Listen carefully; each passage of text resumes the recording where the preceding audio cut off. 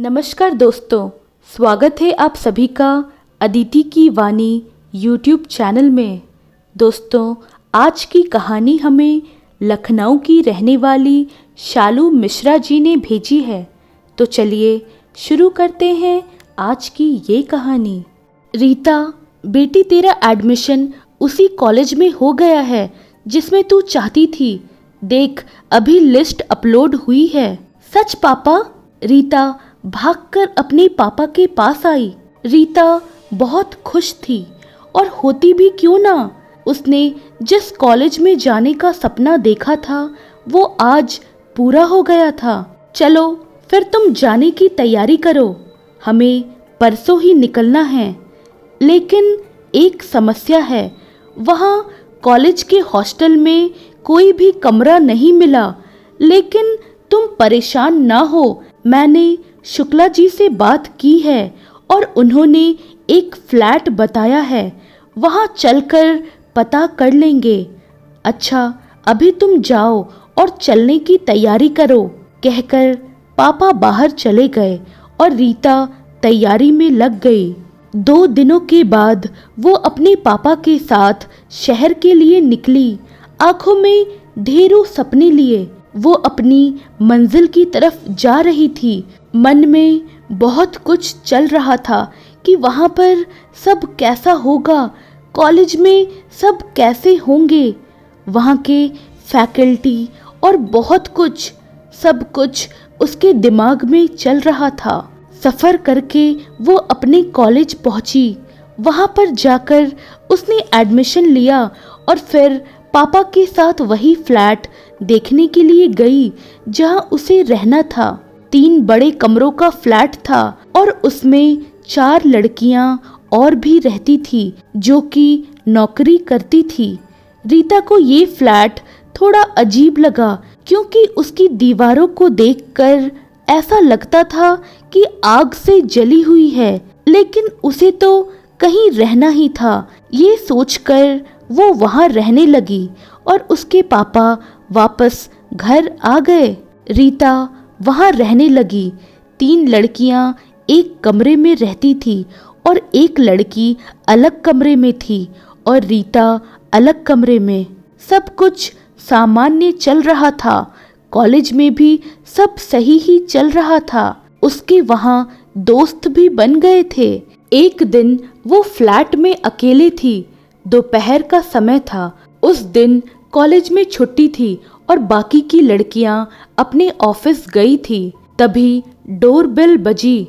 उसने सोचा कि कौन हो सकता है, क्योंकि इस समय तो कोई नहीं आता।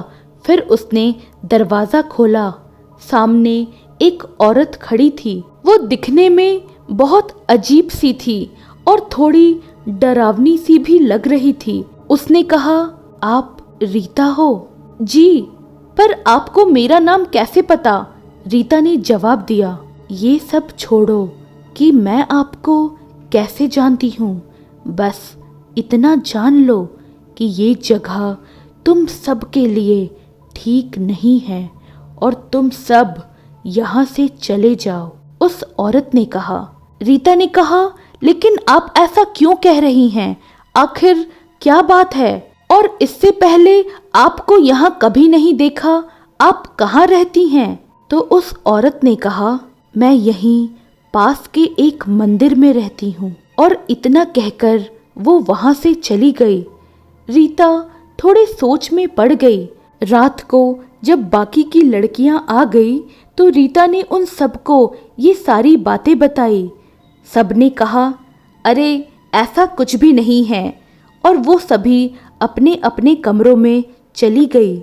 लेकिन रीता वही सब सोच रही थी कि तभी अचानक किसी के चीखने की आवाज़ आई। रीता उठकर बैठ गई और बहुत डर गई। बाहर आकर देखने लगी कि आवाज़ कहाँ से आई।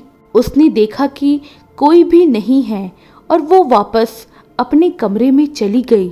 रीता को ये फ्लैट पहले ही अजीब सा लगा था, लेकिन उसके पास और कोई चारा भी नहीं था। इससे पहले भी उसे ऐसी चीखने की आवाज़ें सुनाई दी थी, लेकिन उसने सोचा शायद कोई आस-पास रहता होगा।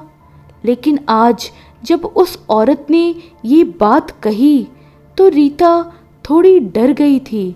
अब उसे इस फ्लैट में डर लगने लगा था। उसे ऐसा महसूस होता जैसे कोई है जो हर वक्त उसके आस-पास रहता है। उसने बाकी की लड़कियों से भी ये बात कही, लेकिन सबने उसका वहम होगा कहकर बात खत्म कर दी। रीता ने कॉलेज में अपनी दोस्त रमेश को ये सारी बातें बताई। रमेश ने कहा, ठीक है, मैं पता करता हूँ कि आखिर बात क्या है और तुम्हारे लिए कोई दूसरी जगह रहने का इंतज़ाम भी करता हूँ। रीता घर आ गई, खाना बनाया, खाया। बाकी का काम निपटाने के बाद वो अपने कमरे में आ गई। बाकी लड़कियों से उसकी ज़्यादा बात नहीं होती थी। कल उसका पेपर था तो वो रात तक पढ़ाई कर रही थी।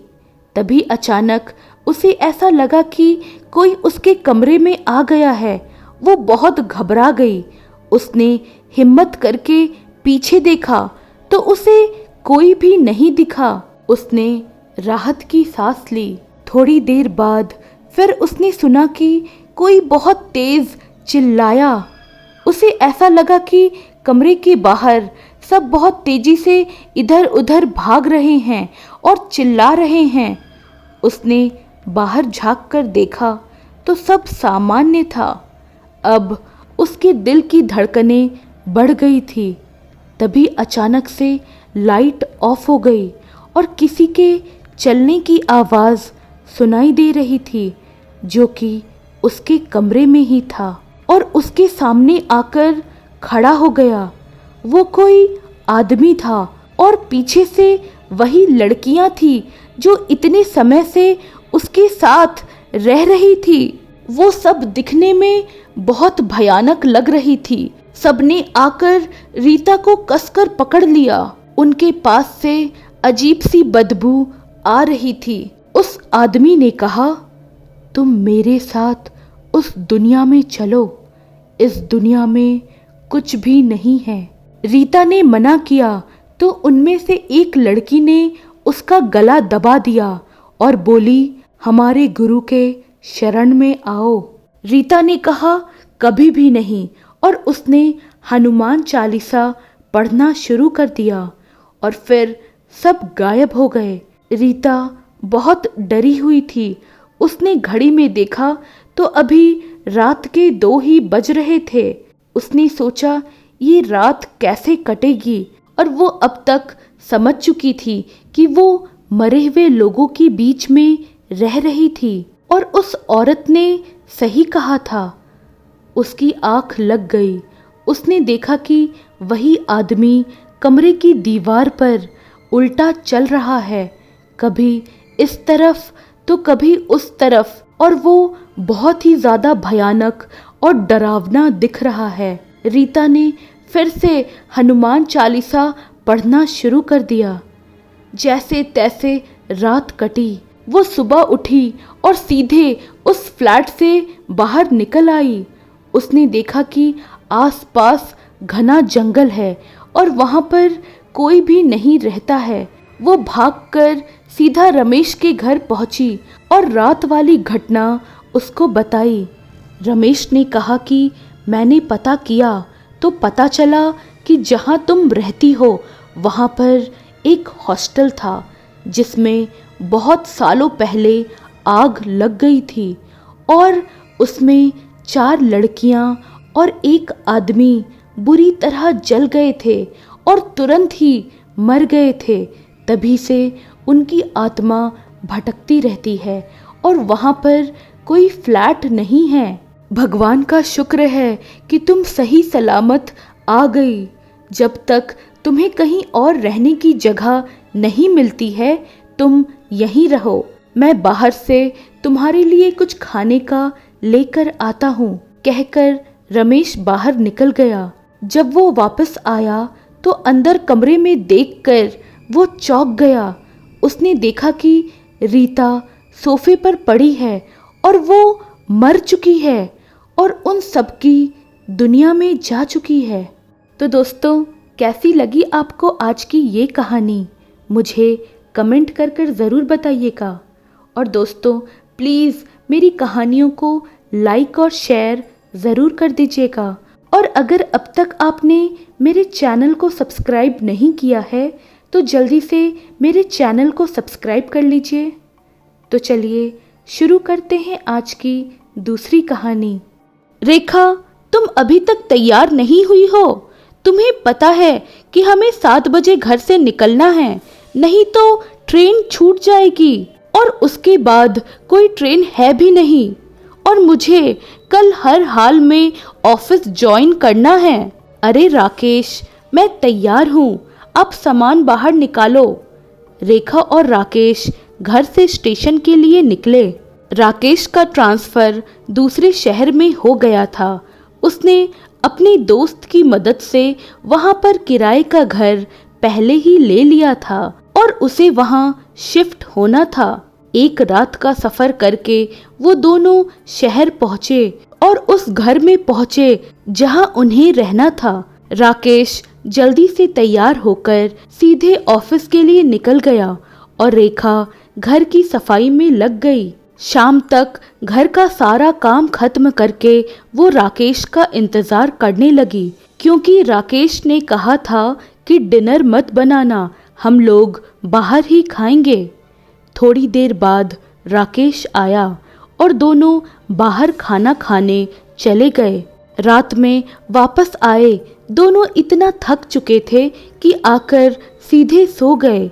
रात के 3 बजे के करीब रेखा की आँख खुल गई और उसे लगा कि कोई उसके सिर के पास बैठा है और वो उसे ही घूर रहा है। वो बहुत डर गई। उसने चादर को सिर से पांव तक ओढ़ लिया और लेटी रही। उसे पता ही नहीं चला कि कब वो सो गई और सुबह हो गई थी। वो सुबह उठी और रात वाली घटना के बारे में सोचने लगी।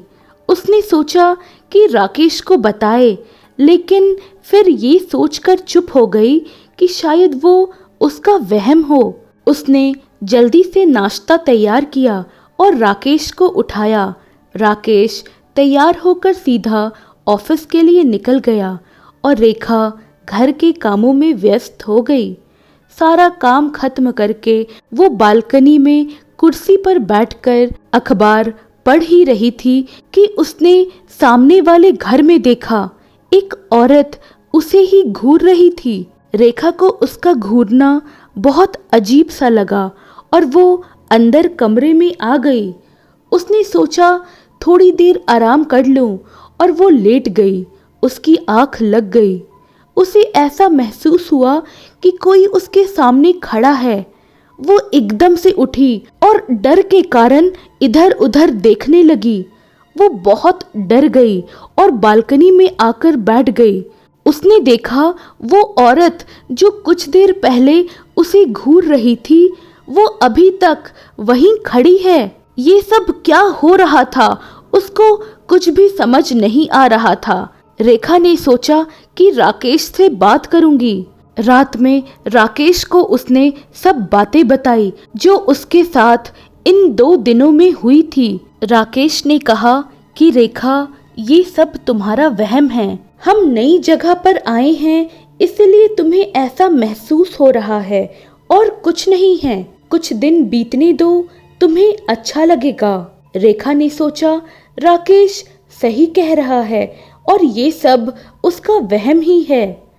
अगले दिन फिर वही सब हुआ। रेखा ने सोचा कि शायद कोई सपना है और वो सो गई। अगली रात फिर उसकी नींद खुल गई और रात के 3 बज रहे थे। उसने देखा कि कोई औरत है जो बालों को खोले हुए उसके सिर के पास बैठी है और 2 बच्चियां दरवाजे के पास बैठी खेल रही है। औरत जो उसके पास बैठी हुई है वो बहुत भयानक लग रही है और उसका पूरा शरीर जला हुआ है। रेखा बहुत डर रही है। वो राकेश को जगाने के लिए आवाज लगा रही है, लेकिन उसकी आवाज ही नहीं निकल पा रही है। कुछ समय बाद वो औरत वहां से चली गई और दोनों बच्चियां गायब हो गई। उसने राकेश को जगाया और पूरी बात बताई। राकेश को भी लगने लगा था कि शायद रेखा जो कह रही है वो सच है। अगले दिन राकेश की छुट्टी थी और वो घर पर ही था। रेखा किचन में काम कर रही थी कि अचानक उसे राकेश की आवाज सुनाई दी। उसे लगा कि शायद वो फोन पर बातें कर रहा है, लेकिन उसका फोन तो यहाँ है, तो वो किससे बात कर रहा है। और वो ये सोचकर राकेश के कमरे की तरफ जाने लगी। वहां रेखा ने देखा कि राकेश खुद से ही बातें कर रहा है कि मैं यहाँ से कहीं नहीं जाऊंगा, और फिर ये बोलकर जोर जोर से हंस रहा था कि तुमको तो मैं यहाँ से लेकर ही जाऊंगा। राकेश का मुंह भयानक लग रहा था कि जैसे उसे किसी ने जला दिया हो। ये सब देखकर रेखा की चीख निकल गई और राकेश ने उसे देख लिया और उसे पकड़ने के लिए दौड़ा। तभी रेखा ने कमरे का दरवाजा बंद कर दिया और बाहर मदद के लिए भागी। उसे आसपास कोई भी नहीं दिख रहा था। वो दौड़कर उसी घर में गई जहां उसने उस औरत को देखा था जो उसे घूर रही थी। उसने उस औरत को शुरू से लेकर अब तक जो उसके और राकेश के साथ हुआ बताने लगी। उस औरत ने कहा, तुम लोग गलत घर में आ गए हो। यहाँ कोई भी नहीं आता है, और जो इस घर में आता है वो जिंदा लौटकर नहीं जाता। रेखा ने पूछा, आखिर क्या है इस घर में, मुझे बताइए। तो उस औरत ने कहा, आज से करीब 10 साल पहले यहाँ पर आरती नाम की एक औरत अपनी 2 बच्चियों और पति के साथ रहती थी। वो सब बहुत खुश थे। एक दिन आरती की बड़ी बेटी की तबीयत खराब हो गई। उन्होंने उसे डॉक्टर को दिखाया। सभी तरह का चेकअप हुआ तो उससे पता चला कि उसकी बेटी को ब्लड कैंसर है। उसने अपनी बेटी के इलाज के लिए सब कुछ बेच दिया, लेकिन फिर भी वो नहीं बची। सिर्फ ये घर ही रह गया था उनके पास। बेटी के जाने के गम में उसके पति ने शराब पीना शुरू कर दिया और रोज घर आकर उससे मार पीट करने लगा। एक दिन उसके पति ने उससे घर के कागज मांगे। आरती ने देने से इनकार किया तो उसने आरती को बहुत मारा और आखिर में आरती और उसकी छोटी बेटी दोनों को ही जिंदा जला दिया और वहां से भाग गया। तब से आरती और उसकी बेटियों की आत्मा इस घर में रहती है, और जो कोई यहाँ आता है वो जिंदा नहीं जाता। रेखा ने कहा, मेरे पति को बचा लीजिए, कोई तो रास्ता होगा। तो उस औरत ने कहा, चलो मेरे साथ, एक रास्ता है। और वो रेखा को लेकर पंडित जी के पास आ गई और सारी बातें बताई। पंडित जी ने कहा, आज अमावस्या है और आज ही मैं उस घर में हवन करूंगा। तुम जाकर ये 4 नींबू घर के चारों दिशाओं में रख देना। रेखा ने ऐसा ही किया। रात में पंडित जी आए। उन्होंने हवन करना शुरू ही किया था कि घर की सारी लाइटें बंद हो गई। पंडित जी ने हवन जारी रखा। फिर जोर जोर से आवाजें होने लगी। वो शोर इतना तेज था कि कान के पर्दे फट रहे थे, लेकिन तब भी पंडित जी ने हवन जारी ही रखा और आरती की आत्मा को बुलाया। पंडित जी ने कहा कि इन दोनों को छोड़कर यहाँ से चली जाओ। तो आरती ने कहा, ये घर मेरा है और मैं यहाँ से कहीं नहीं जाऊंगी, और जो कोई इस घर में आएगा यहाँ से मैं उसे जिंदा जाने नहीं दूंगी। पंडित जी ने कहा कि तुम सीधी तरह से इन्हें छोड़ दो। तो उसने कहा नहीं, और राकेश को जमीन पर पटक दिया और वो वहीं बेहोश हो गया। फिर वो रेखा की तरफ मुड़ी, तभी पंडित जी ने उस पर और उसकी बेटियों पर भस्म फेंक दी। वो तीनों चीखने लगी और ऊपर आकाश की ओर चली गई। पंडित जी ने कहा, अब कोई डरने की बात नहीं है। थोड़ी देर बाद राकेश को होश आ गया था और उसने रेखा को देखते ही उसे गले से लगा लिया और दूसरे दिन ही दोनों ने उस घर को छोड़ दिया। दोस्तों, कहानी बस इतनी ही थी। तो दोस्तों, कैसी लगी आपको आज की मेरी ये दूसरी कहानी, मुझे कमेंट कर ज़रूर बताइएगा। और दोस्तों, अगर आपको मेरी कहानियाँ पसंद आ रही हैं तो प्लीज़ इसे लाइक और शेयर ज़रूर कर दीजिए। और दोस्तों, अगर आप मेरे चैनल पर नए हैं तो जल्दी से मेरे चैनल को सब्सक्राइब भी कर लीजिए। Thank you.